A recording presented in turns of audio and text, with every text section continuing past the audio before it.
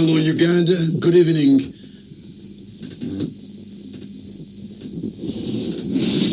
Hello, Uganda. Good evening and welcome to this edition of the Hotseat on 933 KFM. I welcome you all listeners across this beautiful land, the Pearl of Africa. My name is Patrick Amara. Tonight we look into two issues. One is to deal with us, the scribes, the journalists, the writers, the broadcasters, the people who bring the news to you. But also we shall look into the forthcoming NRM caucus meeting to take place this Friday at State House Entebbe, and we'll be looking into the priorities of the budget 2024, 2025, 2026. The government is mooting a plan to have the journalists undergo a mandatory cadre course in Chankwanzi for what they call, should I say, inverted commas, patriotism. They say some journalists or members of society have faced the wrath of security operatives, including JAT, and they are choosing journalists of having some hate speech, and they want to nip the hate speech in the bud, especially when we go to a heated campaign that is most likely going to be heated this year, because elections are going to be very early in 2026, and so the campaigns are for 2025. Let me introduce the panelist who has made it on time on this Wednesday evening from the Great Lakes Institute for Security Studies, for Strategic Studies. The Institute for Strategic Studies. Yeah. Mr. Godbert Mushabe, thank you so much for joining us, sir. Great pleasure to be here. Patrick, good evening, our listeners. We are also joined online by Senior Presidential Advisor, Mr. Moses Biarhanga. Thank you so much for joining us, Moses. Good evening, sir. Good evening, Patrick, my colleague who's in the studio, and our listeners. All right. So let me begin with you, Godbert. Hate speech happens, and when hate speech happens, we have seen Radio Mia Colin, they called it the genocide radio in Rwanda, and 1 million people died, and some of it is attributed to the misuse of radio. And it appears the people having this idea are thinking that probably we're moving towards that, and they don't want hatred to be used to be on mass media, because that would be disastrous. But when you hear of such suggestions from government in a times like this, what do you make of it? Yeah, no, first of all, I should say hate speech is bad in all its forms. Or I'm not appreciating from what has been happening with this media cadre training is whether the media are the ones who are perpetuating hate speech. Because I think that if you are thinking of hate speech right now, most of it is actually on social media. You'll find it on WhatsApp. You'll find it on TikTok. You'll find it on Twitter. That's where people and people are venting anger. By the way, it's not like so. In other words, it's wrong for anybody in the decision-making position to assume and say people are just hate others. What has happened over time is that the Museveni regime has unleashed generalized violence over the population. Right now, it's becoming increasingly probable that out of maybe some 100 people, even 50 people you meet, there is someone either who has been brutalized by the regime security, or someone who knows someone who has been brutalized, or someone who has a relative who has been brutalized. So these are people. Unlike in the case of a place like Rwanda, where really you had one ethnic group that was trying and instigating hate speech against another community, in our case, you have a regime that has perpetuated injustice consistently over time. That the regime has basically collapsed institutions of state that are supposed to be our recourse for justice. So and you can go across. So if you are dealing with land, you have a land problem, you'll go to the land sector institutions. You are trying to process your title. You can't get a title. Some people come and invade your land. You can't go to court and get justice. You can't go to any of these institutions that are there. So people who are involved in politics, like we've seen with the people in Kawempe trying to do their campaigns, and then you unleash, these security forces, the militias, and these hooded criminals, and they are beating people, they are brutalizing them, they are kidnapping them. Your children have disappeared. So essentially, and you can't go to the courts, because the courts will not deliver justice. They are increasingly becoming dysfunctional. So these people are thinking about hate speech. I think they are missing the point, or they are deliberate in trying to divert, because the most important way to actually diminish the whole essence of hate speech is to make sure that you build a system that delivers justice. The people I have seen talking really in very, very bad language. They have their issues. Some of them are cases they put them on the table. Because why do you think if you have kidnapped my child or my brother and went and brutalized this person, or you have killed him, why do you think I'm going to be really talking nicer about you? Why would I?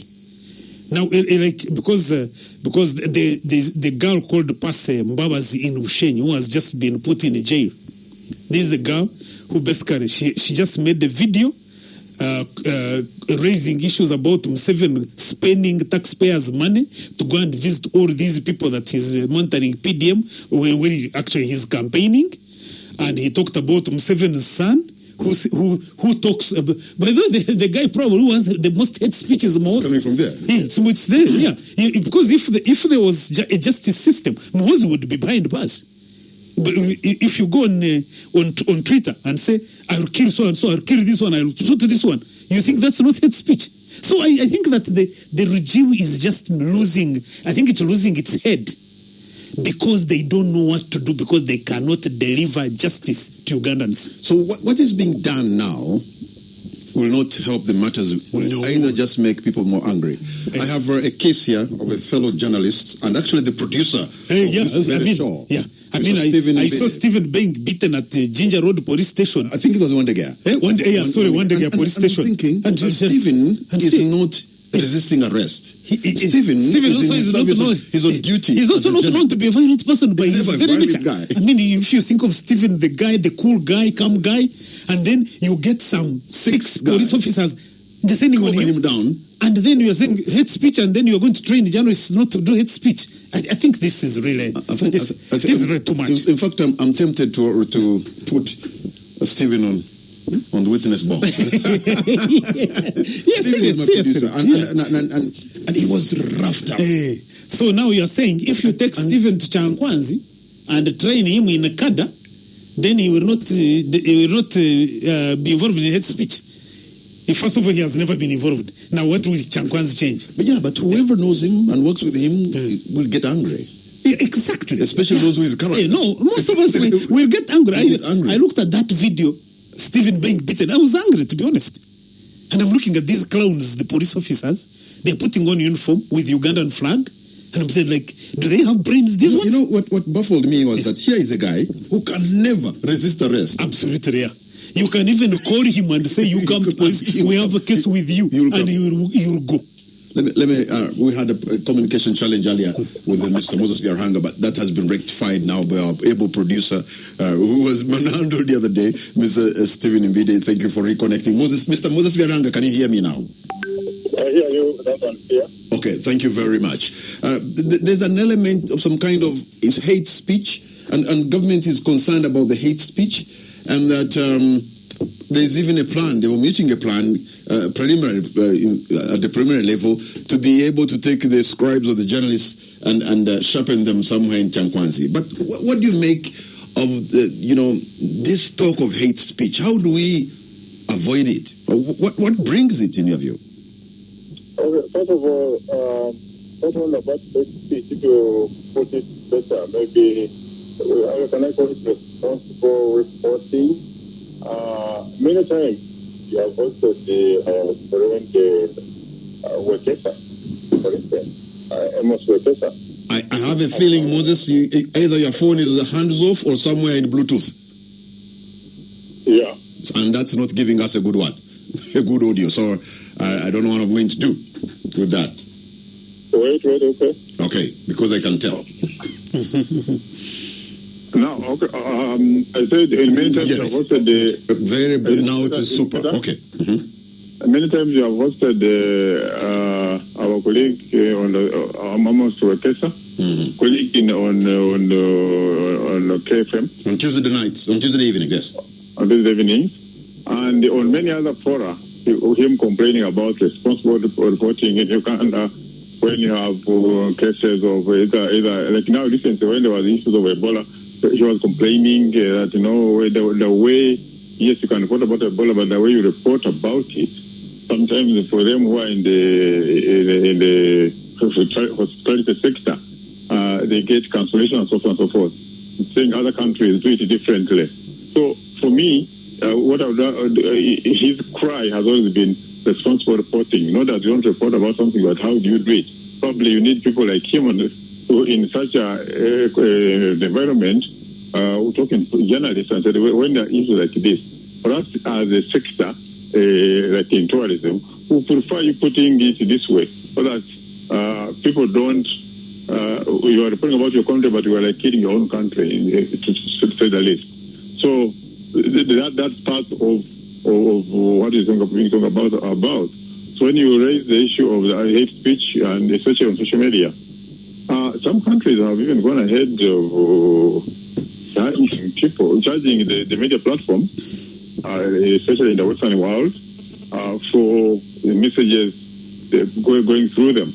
Now, some of them, they are called influencers, they are BBC and so forth and so forth. What about community, like in Rwanda, it was about hate speech community against the community. Even here, I've seen it. I've watched some of the videos where somebody is instigating hate speech against the community or a group of people, things like that. I've seen it. And as you go for election, some of those things can come up. So it's important for us as Ugandans to be responsible, or even like now, us who even appear on such a show, there are certain way of presenting. In the normal electronic media, either radio, TV, or newspaper, there is editing. That's why there's somebody called an editor, sub-editor, and so on and so forth. There are certain things they keep and this one pull it out. But in social media,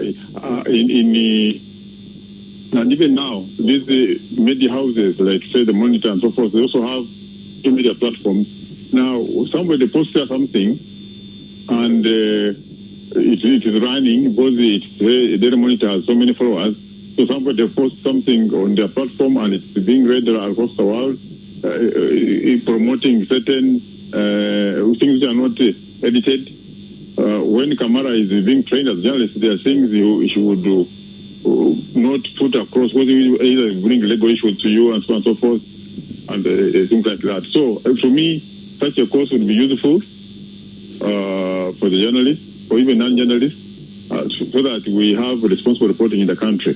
And what raises the issue of the police, like the way they handled the video. I saw our friend and colleague on this forum here, Msambide.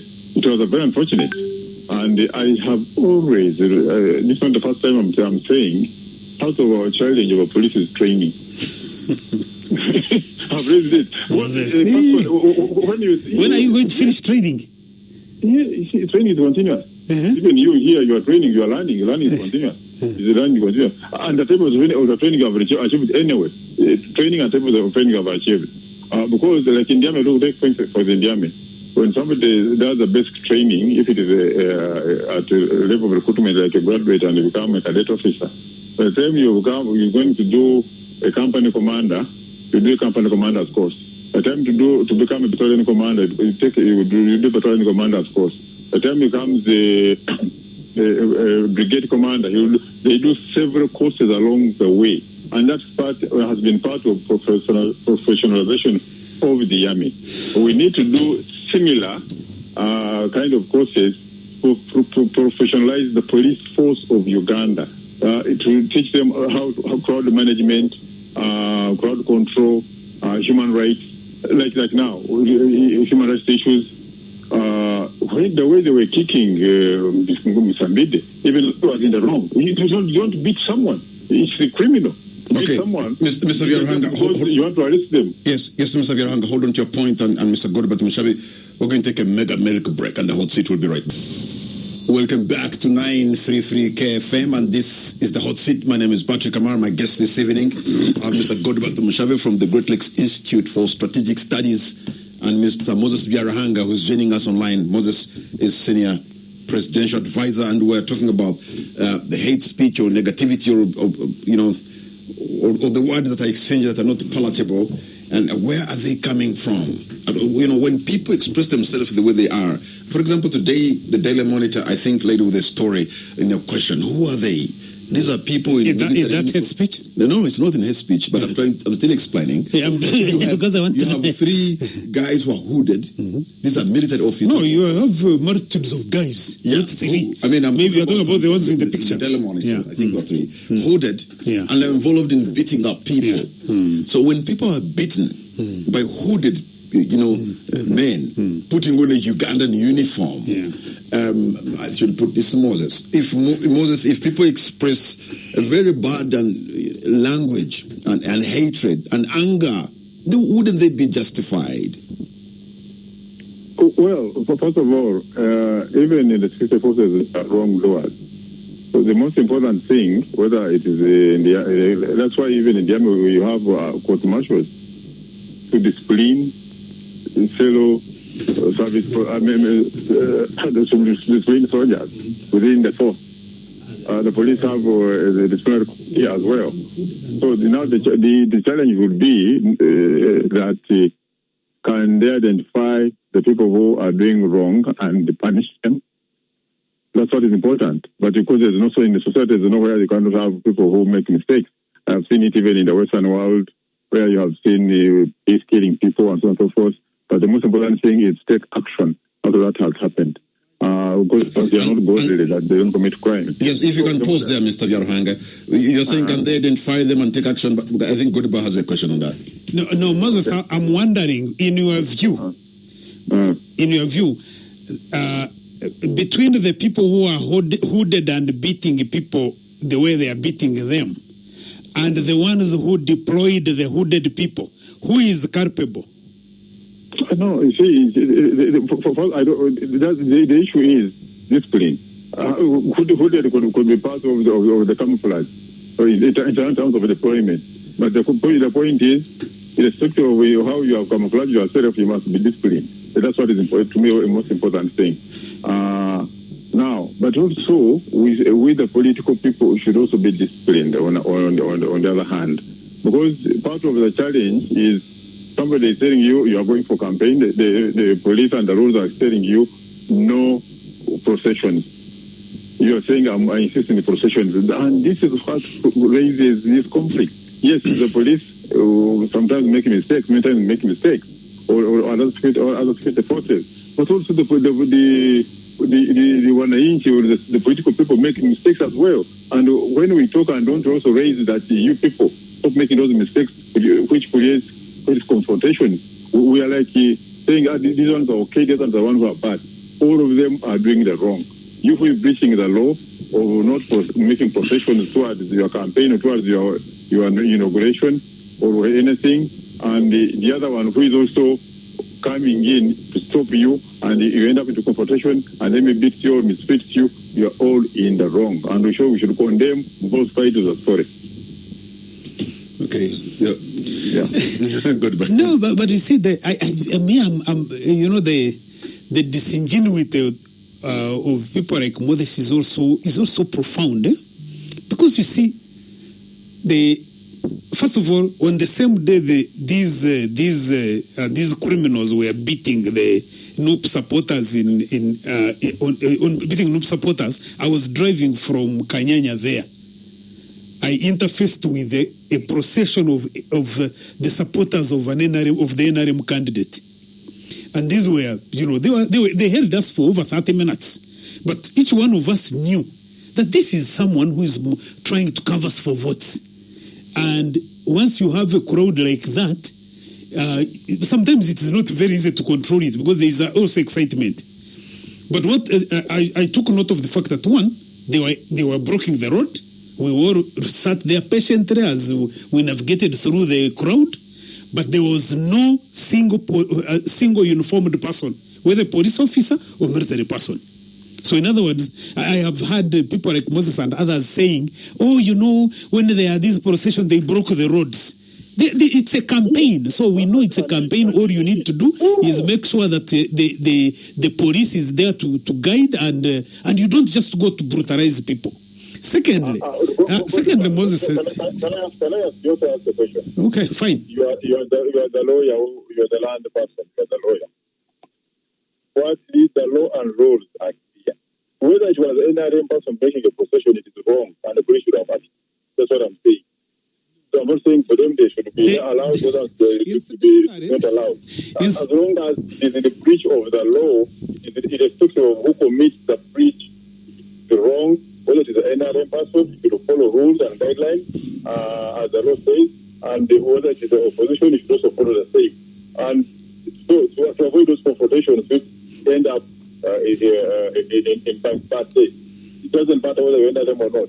Follow the law. Incidentally, Moses, there is no law in this country that stops people from holding a procession. The police comes up with all these. The police comes up with all these stupid things. Which law are you talking about? You're doing lies. Which law stops people from engaging in a procession? Even the Traffic Act alone. Which one? Which traffic? These are not driving cars. Traffic law legislation regulates automobiles. It doesn't regulate human beings. So you don't need to tell lies to the public. So the police comes up with one at a time, gentlemen. The police comes up with all these rules simply to disadvantage people that they don't like. And Moses, the other point is that I have had this guy Tango Doi of NRM Electoral Commission. I have had Emmanuel Dombo, is the director of the NRM Secretariat. I've had, I think Bahat was in Parliament the other day. All of them condemning what the police did. Then you ask yourself, but these are the guys who are running government. Now, are police a different government? Who is in charge? If you were serious people, and you have respect for Ugandans in spite of their political orientation, anybody who is the Minister of Internal Affairs or the Inspector General of Police would not be holding that position, my friend, that you just unleash people who are just hooded like they are like going to arrest Osama bin Laden. That's not how you run a country that has citizens. Maybe you are dealing with us like we are foreigners. Therefore, we don't have any entitlement to this country. People can complain about hate speech, but as long as the regime has decided to be a violent regime, that you have to rule this country with violence by kidnapping and torturing and killing people, then there is no amount of cadre training that is going to change this situation. But I'm on radio talking. That's part of what has the regime done to you? And you said the regime is very, very. I mean, to me, they should go and brutalize people. No, they are not doing this. That's what I'm saying. The leadership of the police to take action against the officers who are in this police. And not every police officer is in this police, as you know it so well. So they should take action against their people, and they take action. You wait and see. But there's violence everywhere. That's also true. But also, the Electoral Commission, if you follow the Electoral Commission guidelines in the electoral process, they this guy is too disingenuous. Okay, Okay, Mr. Byarhanga and Mr. Godbert Mushabe. Gentlemen, we're going to take a mega milk break and the hot seat. Welcome back to 933 KFM, and this is the hot seat. My name is Patrick Amara, and my guest online I have Mr. Moses Byarhanga, Senior Presidential Advisor, and the studio I have Mr. Godbert Mushabe from the Great Lakes Institute for Strategic Studies. And we're shedding a light on matters of hatred and hate speech. And, it appears, Mr. Tumushabe, there's a lot of anger. And some of it may be simmering underground, but the truth is people are emotionally charged. And a spark could cause trouble. Patrick, because you wonder. Yeah. Even the men in uniform, the kind of anger they get. Yes, exactly. And then kick that on a person like Stephen. Like Stephen, yeah. Or, by the including an NTV journalist who's limping because they put him in a drone and worked on him, and now he's walking while limping. So where is that anger coming from? Even if you're a military officer, well, maybe there's a lack of training. Like Moses says, there should be some training. But then where is the anger? If the guy you think is in wrong, summon him, hold him by the hand. Or even for a gentleman like him, call him to police and he'll come. By the way, let me actually... Because the anger seems to be both sides. Let me put it in probably in a broader context, because the anger is real. Every time I go on WhatsApp, I've seen normally actually there was a lot of... they used to talk more about Uganda, that they are engaged in hate speech because of Bobby Wine and whatever, I guess. But now there is a group of young people, mainly Wanyankore, on TikTok, who are really supporting Noop and saying, no, this cannot continue. And saying, you Wanyankore, you've been mistreated, you are there. You are the one creating problems for us as young people. And I track this and I'm like, this is a problem.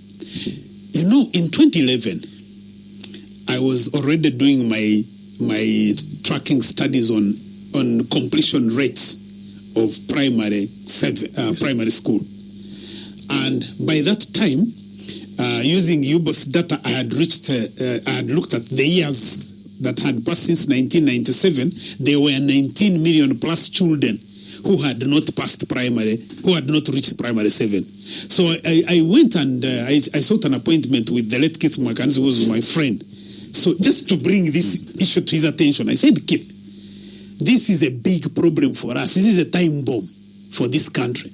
If you have over 19 million children, or 19 million Ugandans, because at this time they are no longer children, they are unemployed and they are unemployable, then you have a crisis as a country. I said, you as policy makers, you need to... But do you actually even know where they are? Yes, and sometimes you don't know where they are, but you know that they are there. And nobody paid attention at that time.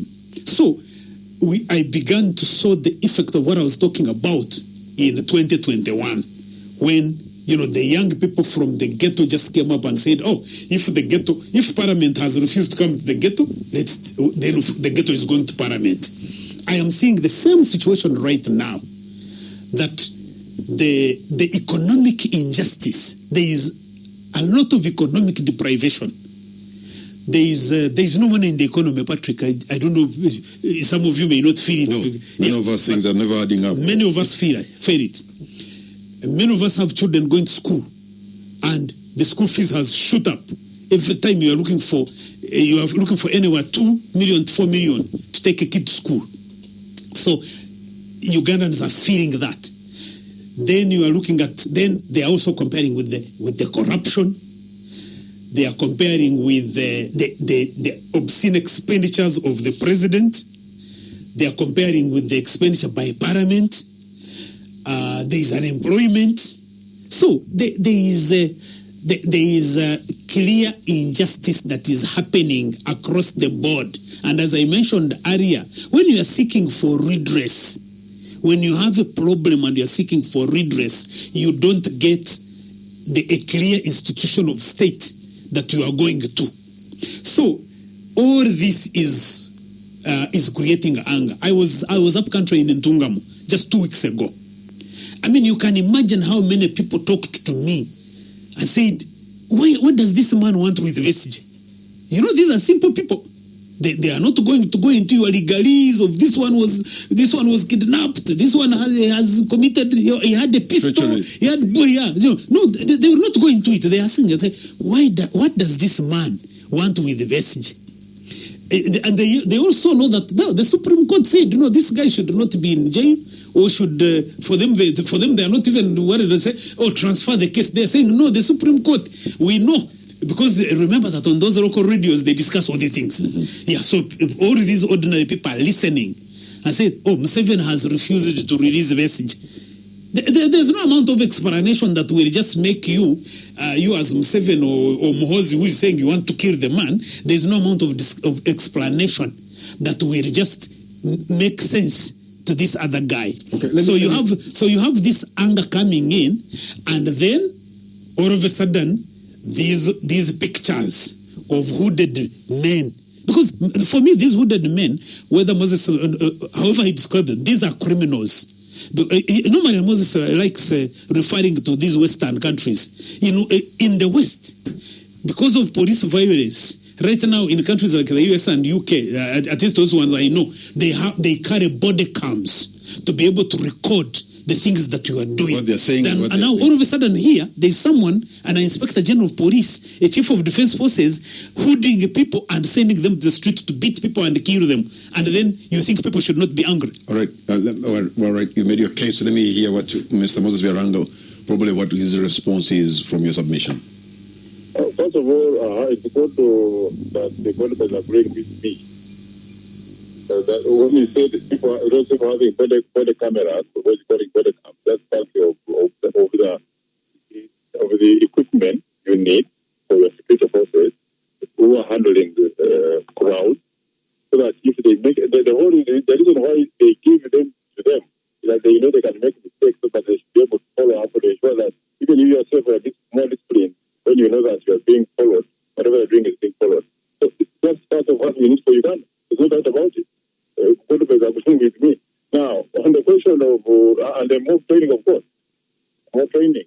On the question of the law, like in the West and Uganda, in America, you can do any demonstration, for instance, can do anything, but not on the road. That's not allowed in the road. No, in the middle of the road. You can go on the side of the road, go with the placards and do whatever one side, but in the middle of the road, you can. Because you're going to stop traffic and other road users. Like what by saying, when they made the NRM candidate in Kenya, they were disrupted. That's not allowed, even in Uganda. But we didn't take it like we should do anything wrong. But whenever the police ask, when they ask badly, then we should only blame them. Just blame both sides, that's what I'm saying. Where the police does wrong, blame them. Where the civilians do wrong, we should blame them. Because we should encourage hooliganism and anarchy, and then come to blame police when they have acted the way they have acted.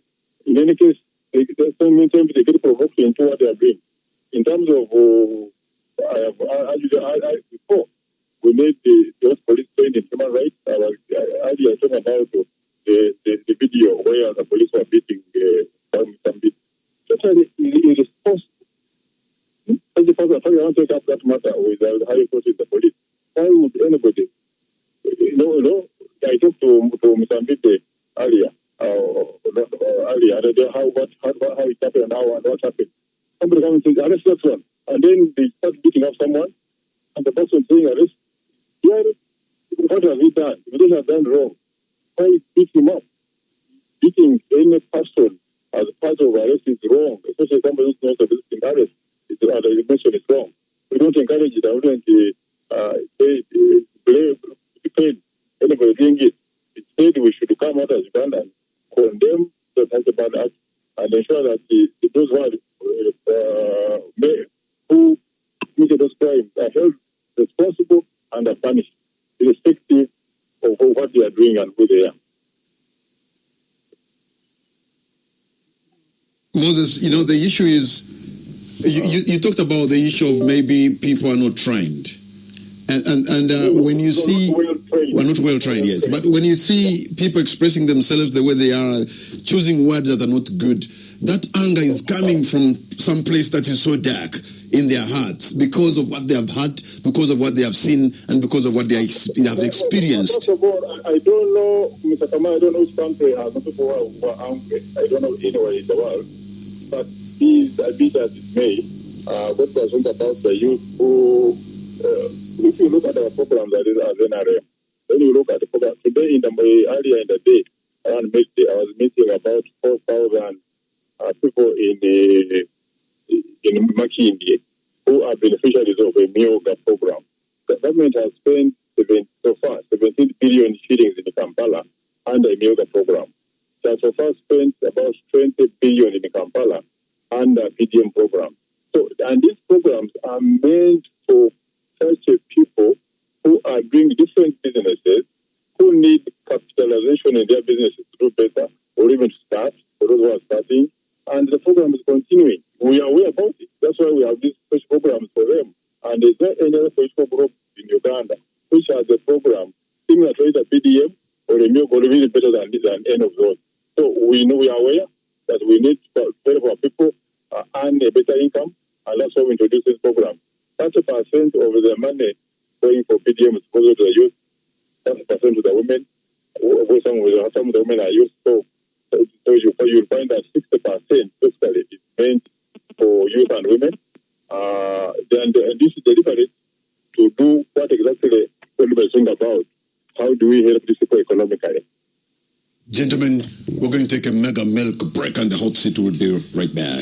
Moses, welcome back to 933 KFM, and this is the hot seat. My name is Patrick Amar. My guest this evening are Mr. Moses Viaranga, Senior Presidential Advisor, and Mr. Godbert Mushabe from the Great Lakes Institute for Strategic Studies. And we're discussing the danger of hate speech in Uganda and what could that mean if people continue expressing themselves the way they are because some of them, if not many of them, are angry. So, Godbert, how do we avoid descending into the abyss that we seem to be standing on the borderline? Yeah, I can tell you, Patrick, that without any shadow of doubt, that the hate speech is a product of an anti-people regime.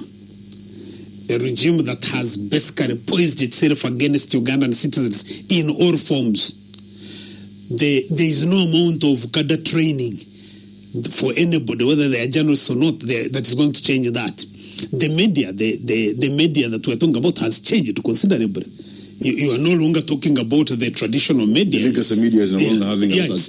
It's no longer having impact. Citizen journalists. Are you going to take all of us social media warriors? Are you going to take all of us social media mujahideen? It's the social media mujahideen. Are you going to take everybody's chankwans? So I think that the government is really, my view is that I think they are touching here and there to see because you see, the truth is, Patrick, that you cannot sit there. You can't be an inspector general of police. You can't be a chief of defense forces of the UPDF that prides itself as a people's army. You go and dress people with masks and hoods to go on the street just to kill, to torture people and kill them. Because the reason someone comes to your house at night to steal with hoods, they don't want to be identified because they know they are going to commit crime. That's why they come. The thieves will not come to your house and then show their face. But we know they are commanders and they are not hooded. Yeah. We know they are commanders and they are not hooded. And they are not hooded, yeah. So, but these ones who have been hooded are the ones you are beating. They are the ones who are beating and they are hiding. And so they have been deployed with a purpose. So Ugandans are not naive. So the way, because Moses is trying to almost explain that we are all naive, we are saying, these people are trying to enforce law and order. No, there's no law and order here to enforce. That's the point that we need to understand. So my view is that really government, and I think, when you feel, some of us who have a passion for President Museveni, you really feel bad that all of a sudden, a guy who has this history of resistance fought for like almost the rest of his life, and claiming to fight for democracy, for freedom, for good governance, for justice. All of a sudden, all this criminality and violence is happening under his watch. For me, it just baffles me. And then his cheerleaders, they are there defending it instead of defending the man and saying, no, we cannot have our security forces to go and brutalize the people and unleash terror on the people. And you're saying, hey, Moses is saying they were trying to stop people from having a procession because the police has said don't have a procession. So what if they have a procession? But I saw a procession of Nambi. I think the NRM candidate in the by-election. Yeah, I saw it. And it went on quite a number of people, and there was no chaos. No chaos, yeah. And I'm wondering, actually, there's not even police around. Yeah. So Moses, you've had the submission of Godber, and also the comparison that there was a procession of an NRM candidate. And she moved on and he's saying that even that one is wrong, so it should have been so. And if people are supporting the other candidate and they see this one is their candidate is not allowed to go, and this one is allowed, that selective application even of the law, though God will say that is not lawful, it's bound to make them angry and express themselves using words that are not good. What do you make of that? I don't think we have Moses online anymore. Okay. I hear you. Okay. I hear you. We hear you too. Okay, go right ahead. No, because you are comparing yourself to Kawempe, but the hate speech around the country. No, just pick an example, Mr. Byarhanga. Yeah, but that example already told you that if there is no need for, if the guidelines for the Electoral Commission says no procession, it doesn't matter whether the one doing it is any of them or not. They are all in the wrong. I said that earlier. I don't know why you bring it up again. So whether Nambi did it or the other one was allowed, that was wrong for those who allowed her to continue. And her team was wrong to do it when it was allowed. They don't have the same rules. That's what I made that point earlier. So if the other ones have been allowed then to become angry and then do what it doesn't. Two wrongs don't make it right. If someone has made a wrong, don't also make a wrong to say because made a wrong to do this. The Electoral Commission. And as we are going into a big electoral cycle, then election is for everybody. I know for the past the discussion is very well. The police, see in other countries, in the time here in Kampala, maybe 2000 or something, a vehicle was moving from, I think, on Ginger Road, rammed into a crowd moving on the road, a campaign time. For instance, in Cameroon, rammed into